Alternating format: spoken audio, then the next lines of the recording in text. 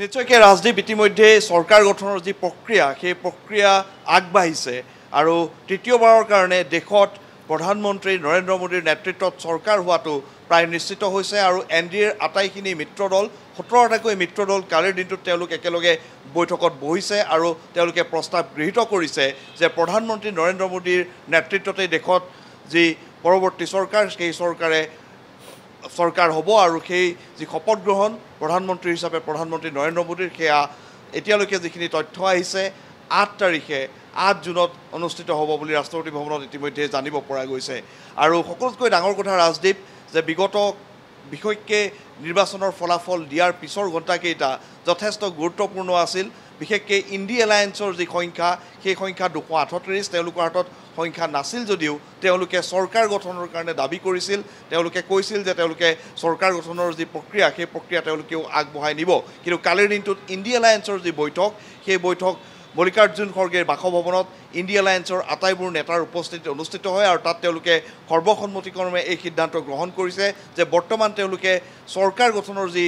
দাবী সেই দাবী উত্থাপন নকৰে যিহেতু তেওঁলোকৰ লগত প্ৰয়োজনীয় সংখ্যা নাই কিন্তু সময় আৰু সুযোগ এই দুটালে তেওঁলোকে অপেক্ষা কৰিব দেশৰ জনসাধাৰণে যিটো মেণ্ডেট দিছে সেই মেণ্ডেটটো ৰিফ্লেক্ট কৰিব পৰাকৈ যদি তেওঁলোকে পৰৱৰ্তী সময়ত এই যি চৰকাৰ গঠনৰ তেওঁলোকৰ আশা আছিল সেই আশাৰ ক্ষেত্ৰত বা ৰাইজে তেওঁলোকক যিটো জনাদেশ দিছে সেই জনাদেশটোৰ ক্ষেত্ৰত তেওঁলোকে কাম কৰিব বা তেওঁলোকে ইয়াৰ লগতে যিসমূহ ইছ্যু আছিল ইণ্ডি এলায়েন্সৰ যিসমূহ ইছ্যু আছিল সেই ইছ্যুসমূহ লৈ তেওঁলোকে নিৰন্তৰভাৱে কাম কৰি যাব বুলি তেওঁলোকে এই কথা জনাইছে মল্লিকাৰ্জুন খৰ্গে অৱগত কৰিছে এতিয়া সকলোৰে দৃষ্টি নিবদ্ধ হৈ আছে দিল্লীত বিশেষকৈ ৰাজদীপ যে গোটেই বিষয়খিনিৰ ক্ষেত্ৰত বিশেষকৈ প্ৰধানমন্ত্ৰী নৰেন্দ্ৰ মোদীৰ নেতৃত্বত NDA চৰকাৰ হ'ব কিন্তু মন্ত্ৰীসভাখন কেনেকুৱা হ'ব মন্ত্ৰীসভাক লৈ যথেষ্টখিনি সৰব চৰ্চা এই মুহূৰ্তত দিল্লীত চলি আছে বিজেপিৰ পৰা কিমান মন্ত্ৰী থাকিব বাকী যি ৰাজনৈতিক দল আছে মূল ৰাজনৈতিক দল আছে জনতা দল ইউনাইটেড আৰু চন্দ্ৰবাবু নাইডুৰ TDP এইকেইটা দলৰ পৰা কিমান সংখ্যক যি সাংসদ তেওঁলোকক মন্ত্ৰিত্ব দিয়া হ'ব ইতিমধ্যে আমাৰ হাতত যি তথ্য আহি পৰিছে যে যদিও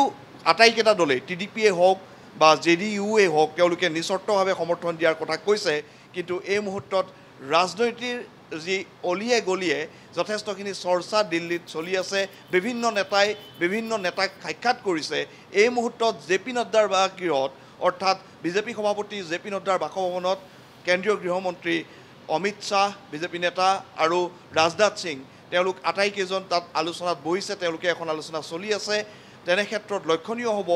যে বিজেপিয়ে তেওঁলোকৰ যিবোৰ সহযোগী দল আছে তেওঁলোকক কিমানখন আসন তেওঁলোকে মন্ত্ৰীৰ কিমান কেইজন তেওঁলোকে সাংসদক মন্ত্ৰিত্ব প্ৰদান কৰে JDUৰ ফালৰ পৰা এতিয়ালৈকে যিটো সূত্ৰৰ পৰা খবৰ আহিছে নীতিশ কুমাৰৰ ফালৰ পৰা বিহাৰৰ কাৰণে তেওঁলোকে বিশেষ ৰাজ্যৰ মৰ্যাদা দাবী কৰিছে যিটো কথা KC ত্যাগীয়ে কালি তেওঁ উল্লেখ কৰিছে তেওঁ সাক্ষাৎকাৰত আৰু সমান্তৰালকৈ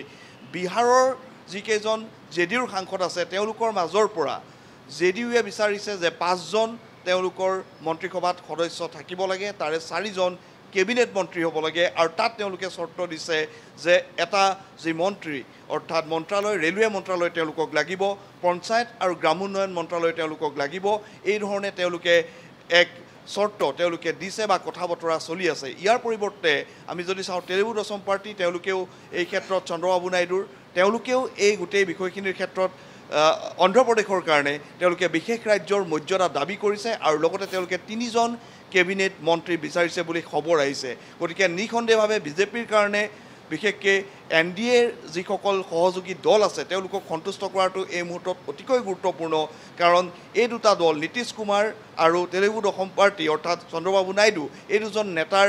দলৰ তেওঁলোকৰ সমৰ্থন অবিহনে বিজেপি চৰকাৰ এই মুহূৰ্তত যথেষ্ট সংকটত পৰিব পাৰে গতিকে এইটো প্ৰত্যাহ্বান বিজেপিৰ সন্মুখত আছে গতিকে কেনেদৰে এই যি